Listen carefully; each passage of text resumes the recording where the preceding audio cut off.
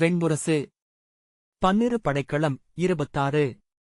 இந்திரபிரஸ்தத்தின் தெற்கு பெருவாயிலுக்கு அப்பால் காவல்காடால் மறைக்கப்பட்ட ஒற்றை யானை மட்டுமே செல்லத்தக்க அகலம் கொண்ட சிறுவாயிலினூடாக மறுபக்கம் இறங்கிச் சென்ற புறவிப்பாதை, இருபுறமும் செறிந்த பசுந்தழை புதர்களின் நடுவே தெளிந்தும் மறைந்தும் காட்டை சென்றடைந்து, புதைந்து, மரச்செருவுகளினூடாக ஒழுகி எட்டிய கொற்றவை ஆலயம் ஒன்று இருந்தது. இந்திரபிரஸ்த நகரின் முதல் விதை அக்கொற்றவை ஆலயம் என்று சூதர்கள் பாடினர். வாசிப்பது சந்தீப். இந்திரபிரஸ்தம் அமைப்பதற்கான வாஸ்து மண்டல வரைவின் போது, எரிமூடி பின் முளைத்தெழுந்த காண்டவ குறுங்காட்டுக்குள் அமைந்த தோற்கவுடாரத்திற்குள் நள்ளிரவில் கனவு கண்டு விழித்தெழுந்த முதிய சிற்பியாகிய சயனர் அருகே படுத்திருந்த தன் மைந்தன் பிரபவனை காலில் தட்டி மெல்லிய குரலில், மைந்தா, வருக என்னுடன், என்றார். அவர் விழிகள் மாறுபட்டிருப்பதை அறிந்த மைந்தன் கை நீட்டி தொடும் தொலைவில் வைத்திருந்து ஒளிகளையும் கூடங்களையும் எடுத்து தோல்பைக்குள் போட்டு தோளில் ஏற்றிக்கொண்டு தொடர்ந்தான். அறியா பிறிதென்றால் வழி நடத்தப்படுபவர் போல காட்டுக்குள் நுழைந்த சயனர் புதர்களினூடாக வகுந்து சென்று மரக்கூட்டங்களைக் கடந்து சேரும் உருளைக் கற்களும் பரவிய நிலத்தில் நிலைகொள்ளா அடிகளுடன் நடந்து மரங்களால் கிளை தழுவப்பட்டு வேர்கவப்பட்டு சொட்டி ஒழியா நீரால் பட்டுப்பாசி படர்ந்து பசுமையிருளுக்குள் புதைந்து கிடந்த கரும்பாறை ஒன்றின் அருகே சென்று நின்றார். அவரைத் தொடர்ந்து வந்த மைந்தன் அக்கரும்பாறையில் தன் தந்தை காணும் கொற்றவையை தானம் கண்டு கொண்டான். அப்பால் அக்கரிய பாறையின் பிளவுக்குள் குருளைகளை ஈன்று கிடந்த அன்னை சிம்மம் ஓசை கேட்டு விருண்டு எழுந்து தன் முட்புதை காலை தூக்கி சருகுமேல் வைத்து விழிகள் ஒளிவிட உலோகம் கிழிபடுவது போல உருமியபடி அருகணைந்தது. மைந்தன் அறியாது ஓரடி பின்னகர்ந்து நின்றான். தந்தை கைகூப்பியபடி அசையாது நின்றார். அவர் முன் வந்து வளைந்து சுழன்ற நாவால் மூக்கை வருடியபடி விழியோடு விழி நோக்கி சில கணங்கள் நின்றபின் சிம்மம் தலை தாழ்த்தி திரும்பி தன் அலைக்குள் சென்று மறைந்தது. அங்கே அதன் குருளைகள் எழுப்பிய சிற்றொலிகள் கேட்டன. அவை பால் குடிக்கும் ஒலி நீர்த்துளிகள் உதிர்வது போல எழுந்தது. சயனர் திரும்பி மைந்தனிடம் சிற்றுளி என்றார். பிரபவன், அப்பால் சிம்மம் 3 குருளைகளை ஈன்றிருக்கிறது தந்தையே. அதன் தாழ்முலைகளை பார்த்தேன் என்றான். தந்தை பிறிதொன்று உணரா விழி கொண்டிருந்தார். முழுந்தாளிட்டு அமர்ந்து சிற்றுளியை அக்கற்பாறையின் வலது முனையில் தெரிந்த சிறு குமிழ்ப்பில் வைத்து சிறு குடத்தால் மெல்ல தட்டி பொளித்து அன்னையின் இடது காலின் கட்டை விரலை செதுக்கி எடுத்தார். பாறைத்திரை விலக்கி அன்னை முழுமையாக வெளிவர 42 நாட்களாயின. தந்தையை அப்பணிக்கு விட்டுவிட்டு மைந்தன் திரும்பிச் சென்று அவருக்குரிய உணவையும் நீரையும் கொண்டு வந்தான். சிற்பிகள் வந்து சூழ்ந்து நின்று தெய்வமெழுவதை நோக்கினர். அங்கேயே அமர்ந்தும் நின்றும் செதுக்கி அவ்வண்ணமே சரிந்து விழுந்து துயின்று திகைத்து விழித்து அங்கேயே கையூன்றி எழுந்து மீண்டும் உளிநாடி செதுக்கியபடி முது சிற்பி அங்கிருந்தார். விழிக்கோர் கொண்டு அன்னை எழுந்தபோது 8 அடி பின்னகர்ந்து நின்று அவள் விழிகளையே நோக்கினார். அவர் உடலின் ஒவ்வொரு தசையும் மெல்ல தளரத் தொடங்கியது. மெல்ல உரு நிறைந்த சித்தத்தின் எடையால் அவர் கால்கள் தெரித்தன. அன்று விழுதிறப்பென்று அறிந்து வந்திருந்த இந்திரபிரஸ்தத்தின் தலைமை சிற்பியும் மூத்த நிமித்திகரும் முதற்பூசகரும் காவலரும் பணியாட்களும் இசைச்சூதரும் சற்று அகன்று நின்றிருந்தனர். முதிய சிற்பி பித்தெழுந்த கண்களால் காலிலிருந்து தலை வரைக்கும் அன்னையை மாறி மாறி நோக்கினார். நடுங்கும் விரல் நீண்ட கை சுட்டி எதையோ சொல்லி தலையை அசைத்தார். தலைமைச் சிற்பி ஏதோ சொல்ல வாயெடுத்தபோது புதருக்குள் ஓசை கேட்டது. அனைவரும் அக்கணமே அது என்னவென்றென்று மெய்ப்பு கொண்டனர். ஒளியோசை எழுந்து அன்றே அங்கிருந்து தன் குருளைகளுடன் அகன்று சென்றிருந்து அன்னை சிம்மம் சிறு சிவிகளை விதிர்த்தபடி தலையைக் குடைந்து துடியோசை எழுப்பியபடி புதருக்குள்ளிருந்து எழுந்து சுண்ணக்கல்வழிகளால் நோக்கியது. அதன் வால் எழுந்து மூங்கில் பூ என ஆடியது. அவர்கள் ஓசை இழந்து நின்றிருக்க அது மெல்ல உருமியபடி உடல் தெரிய மேலெழுந்து அணுகி வந்தது. கூடி நின்றவர்கள் அச்ச ஒலி எழுப்பிப்பின் நகர காவலர் வில் பூட்டினர். காவலர் தலைவன் கையசைத்து அவர்களை தடுத்தான். சிம்மம் தொய்ந்தாடிய செம்பட்டை வயிறுடன் மிக மெல்ல காலெடுத்து வைத்து அருகணைந்து கொற்றவைச் சிற்பத்தை தலை தூக்கி நோக்கியது. பின்பு அதன் காலடியில் தன் முகத்தை உரசியபடி உடலை நீட்டி வாலைச் சுழற்றியபடி உடலுக்குள்ளேயே எதிரொலி எழுந்த குரலில் உருமியது. அங்கிருந்த ஒவ்வொருவரும் தங்கள் அடிவயிற்றால் அவ்வொலியைக் கேட்டு கைகூப்பி மூச்சுக்குள் "அன்னையே" என்றனர். திரும்பி தன் வெண்டொளி விழிகளால் அவர்கள் ஒவ்வொருவரையும் நோக்கியபடி நடந்து அப்பால் சென்று புதர்களுக்குள் இலையசையாது புகுந்து மூழ்கி மறைந்தது. ஒவ்வொருவரும் உடல் நாண்கள் தளர்வுற மூச்சு அவிழ இயல்பாயினர். முதுபூசகர் கையாட்ட சூதன் தன் துடியை கையிலெடுத்து தாளம் மீட்டத் தொடங்கினான். பாணன் கிணையைத் தொட்டு எழச்செய்து உடன் இணைந்தவுடன் துடிப்பொலியில் காட்டிருளின் மென்பரப்பு அதிரத் தொடங்கியது. 1000 கால்களாக காட்டுக்குள் இறங்கி நின்றிருந்த சூரியக் கதிர்களில் தூசிகள் நடுங்கிச் சுழன்றன. பறவைகள் எழுந்து வானில் வட்டமிட்டு குரலெழுப்பின. முதிய சிற்பியின் இடது கால் பாதம் துடித்து மண்ணை விலக்குவதை, அத்துடிப்பு அவர் முழங்காலை ஏறி அடைவதை அவர்களால் காண முடிந்தது. அவர் இடது தோளும் கையும் நடுங்கின. பின்பு அவர் உடல் நின்று துள்ளியது. நிமித்திகர் அவரைச் சென்று பிடிக்கும்படி இதழசைவால் உடன் நின்ற பூசகரிடம் சொல்ல அவர் தலையசைத்தபடி உடலெங்கும் தயக்கம் நிறைய ஓர் அடி எடுத்து முன்வைத்தார். அஞ்சி குழம்பி நிமித்திகரை திரும்பிப் பார்த்து விழிகளால் வினவ அவர் குழம்பிய விழிகளுடன் சிற்பியை நோக்கிக் கொண்டிருந்தார். நெஞ்சில் தங்கிய ஒலி எரிந்தெழுந்து தொண்டை கிழிபட்டு வெளிப்படுவது போல அலறியபடி சயனர் அச்சிற்பத்தை நோக்கி ஓடி அதன் மேல் விசையுடன் மோதி சுழன்று விழுந்தார். கல்லில் எலும்பு மோதும் ஒலி அவர்களின் தாடைகளை கிட்டிக்கச் செய்தது. அதில் உறைந்து உடனே மீண்டு நிமித்திகரும் பூசகரும் அவரை நோக்கி ஓடி அணுகுவதற்குள் சயனர் தன் இடைகரந்த சிற்றுளியை எடுத்து நடுக்கழுத்தை ஓங்கிக் குத்தி அழுத்தி இறக்கி கைகளை விரித்து பின்னால் சரிந்து முழங்கால் மடிந்து கைகள் நிலத்தில் ஊன்ற மல்லாந்து சிற்பத்தின் கால்களில் விழுந்தார். மூச்சுடன் சீரித்தெரித்து கொழுங்குருதி துளிகள் சிற்பத்தின் கால் சுற்றிய கழல்களில், நகவழிகள் எழுந்த விரல்களில், விரலடுக்குகள் அணிந்த கணையாழிகளில், இடப்பாதம் பதிந்து தாமரையில், வலப்பாதம் பதிந்த ஆமையில் சிதறி சொட்டி தயங்கி இழுபட்டு விழுந்திறங்கின. குருதி வழுக்கிய தன் கைகளால் மண்ணை அரைந்தபடி கால்கள் இழுபட்டு உதைக்க தசைகள் தெரித்து தெரித்து அமைய சிற்பி உயிர் துறந்தார். அவர் விழிகள் அன்னைச்சிலை மேல் பதிந்திருந்தன. கை ஓய முழங்கிய துடியும் கிணையும் அவிந்தன. காட்டில் எங்கோ அவை தொடர்ந்து ஒலித்துக் கொண்டிருந்தன. நிமித்திகர் அருகே வந்து சிற்பியின் விழிகளை நோக்கிய பின் முழுதெனக் கண்டுவிட்டான். பிரித்தொன்றில்லாதவள் முதற்பலி கொண்டிருக்கிறாள் என்றார்.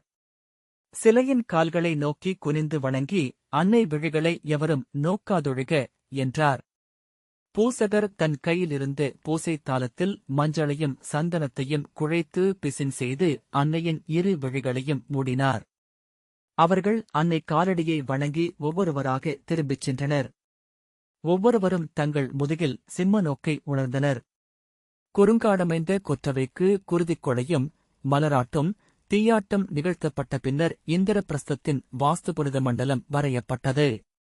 நகரின் கால்கோள் விழவன்று பாஞ்சாலத்தின் அரசி அவள் துணைவர் ஐவரும் உடன்வர அமைச்சர் சௌனகரும் பாஞ்சாலத்து இளவரசர் திருஷ்டத்யும்னும் துணைக்கு அங்கு வந்து அன்னைக்கு பலியளித்து தாழ் சென்னி சூடி திரும்பினாள்.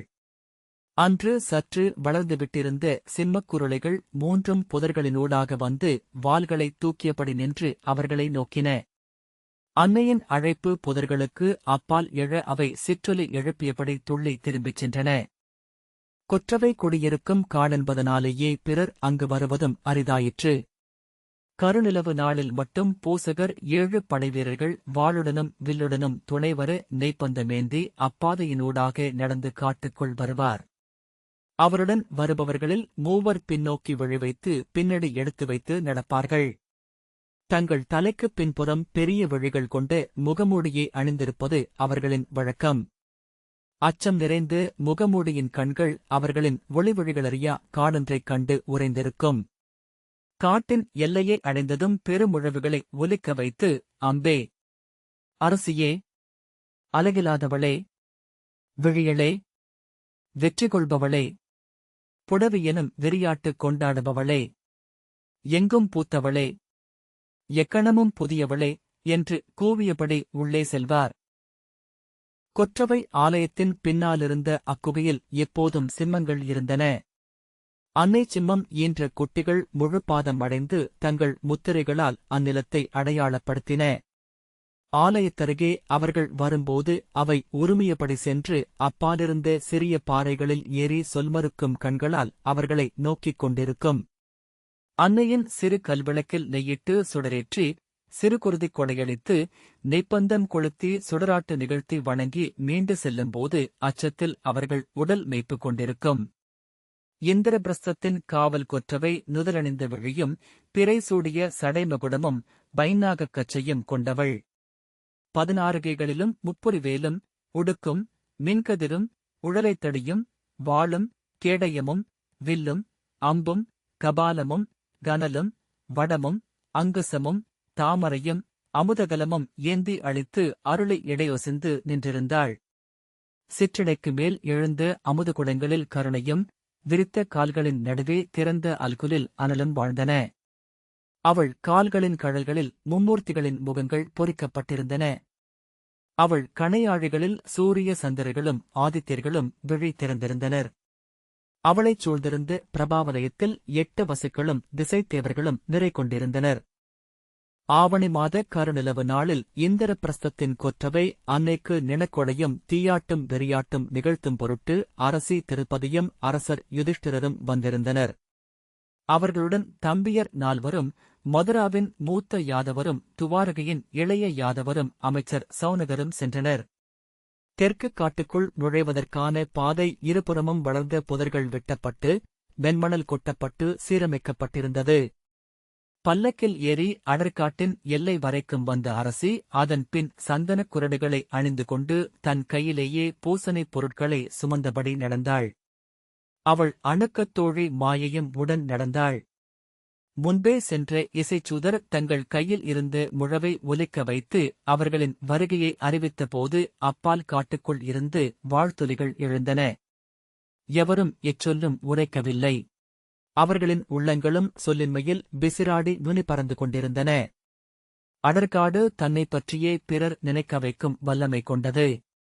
இருண்ட குளிர்தரையென தன்னை முதலில் காட்டுகிறது.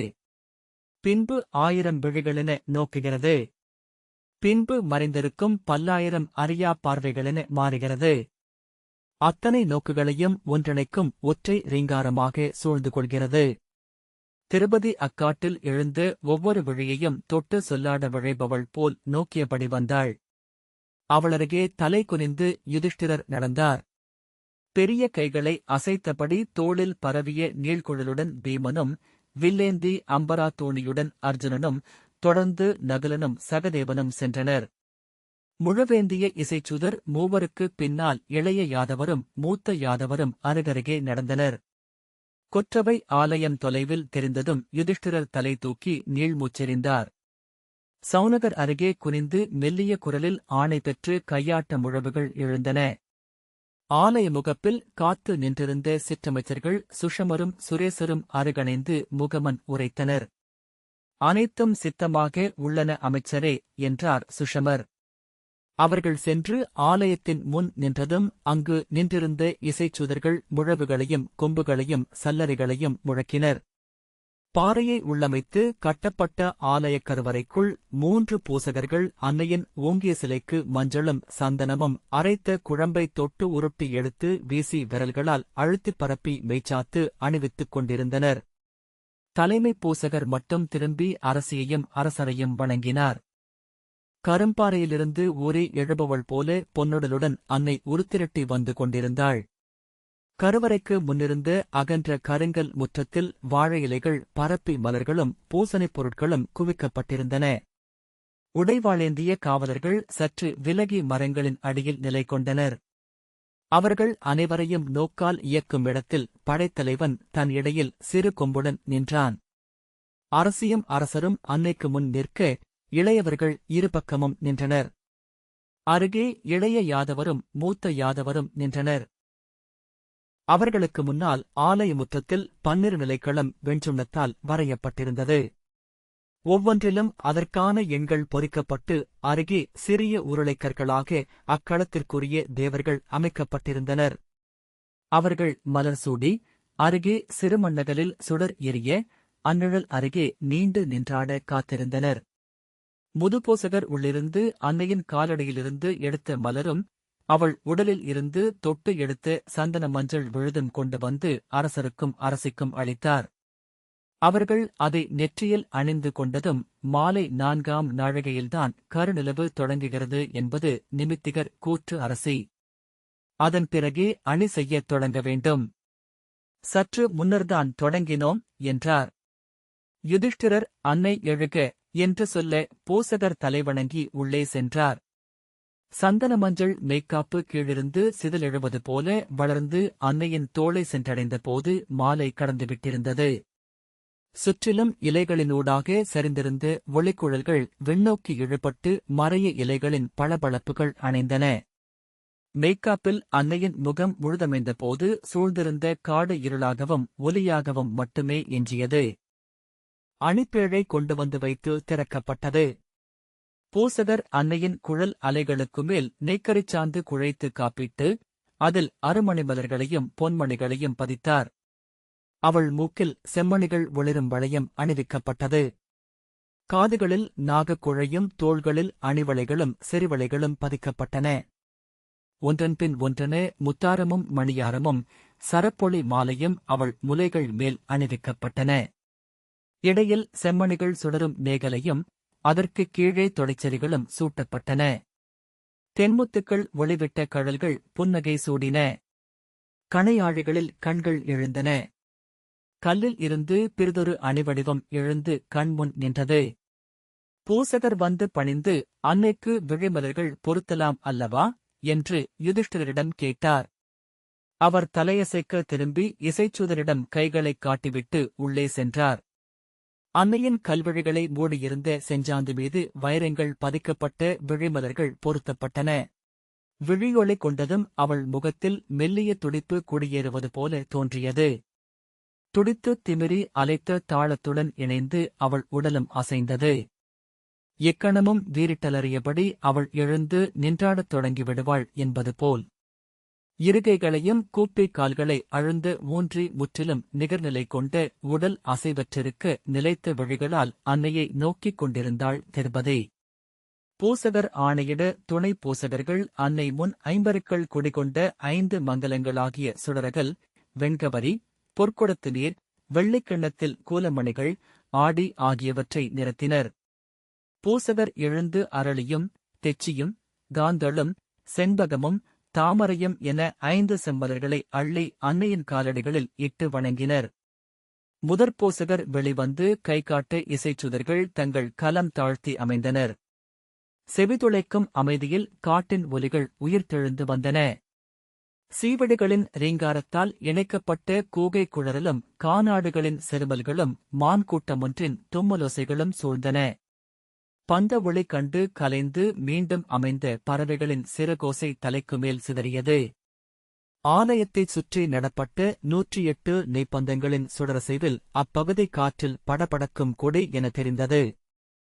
முதற்பூசகர் அன்னக்குவியலின் அருகே முழந்தாளிட்டு அமர்ந்து கையில் சிறு துடி ஒன்றை ஏந்தி இருவிரலால் அதை மீட்டியபடி பாடத் தொடங்கினார். பண்படாத தொல்மொழியின் மன்றாட்டு போல, அரைக்கூவல் போல, வெறியாட்டு போல அப்பாடல் எழுந்தது. மீண்டும் மீண்டும் அன்னையே, விழிகொண்டவளே, முடிசூடியவளே, முற்றிருளே, முடிவிலியே என்னும் அழைப்பாக அது ஒலித்தது. துடிமேல் அதிர்ந்த விரல்கள் ஈயின் சிறகுகள் போல விழியறியா அசைவு கொண்டன.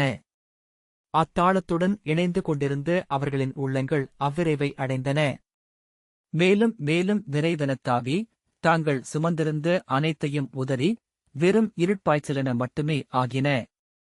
மேலும் மேலும் என உன்னை குவிந்து முனை கொண்டு மேலும் கூர்ந்து சென்று உச்சியில் வெடித்தெழுந்தது போல அலறல் எழுந்தது. ஆலயத்தின் பின்னாலிருந்து மாமல்லர்களுக்குரிய பெருந்தோள்கள் கொண்ட பூசகர் ஒருவர் மரத்தில் செதுக்கி விழியும் பிடரியும் அமைக்கப்பட்ட சிம்மமுகம் சூடி இருகைகளின் விரல்களிலும் ஒளிரும் இரும்புக் கூரிகர் அணிந்து பேரலர்களுடன் பாய்ந்து வந்தார். அவர் கால்கள் நிலத்தைத் தொட்டு உந்தி துள்ளி எழ, கைகள் சிறகுகள் என சுழல அவரை காற்றிலேயே நிறுத்தியது அவ்வெறி.